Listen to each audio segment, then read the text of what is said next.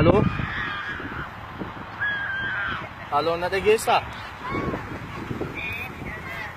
Okay, waanan anjadu najala jette shi. Ashhadu an la ilaha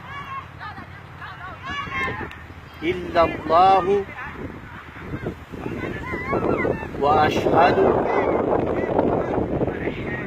anna Muhammadan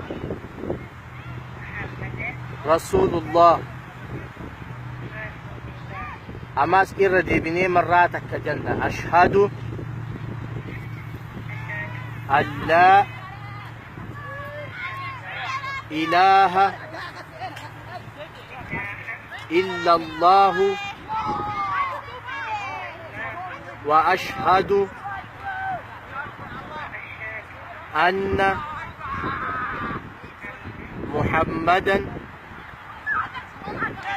Rasulullah. Haqaan gabbaramaan Rabbii tokkicha malee Rabbiin biraa akka hin jirre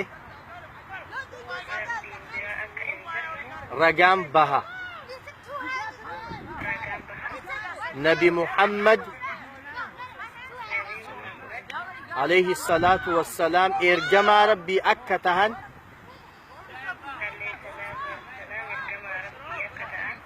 ragaan baha. Nabi Isaanis gabbicha Rabbiitii fi ergamaa Rabbii akka tahan ragaan baha.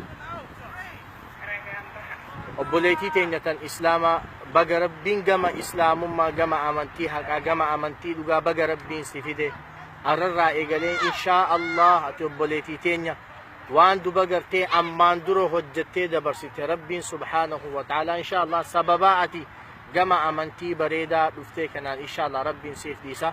Nama amantaa kee si barsiisu nama si hordofee guruppii adda addaa keessa si naqu anaatu siif godha inshaa Allah. Baga dhuftee baga abbolaa keenya taate baga Rabbiin subhaanahu wa ta'ala gama islaamummaa si fide inshaa Allah. Rabbiin qajeeluma dhugaatii fi sabatiinsa Rabbi si haa kennu inshaa Allah. Ulfaadhaa maqaa siif baasamoo akkam inshaa Allah. Hayyee maqaan kee inshaa Allah hidaayaadha. Hidaayaa jechuun qajeeltuu jechuudha inshaa Allah. Takka qajeeluma jechuudha inshaa Allah. Yoo gaafii dhibii qabaatte yeroo biraa yeroo feete na bilbiltee na gaafachuu dandeessa inshaa Allah. Hayyee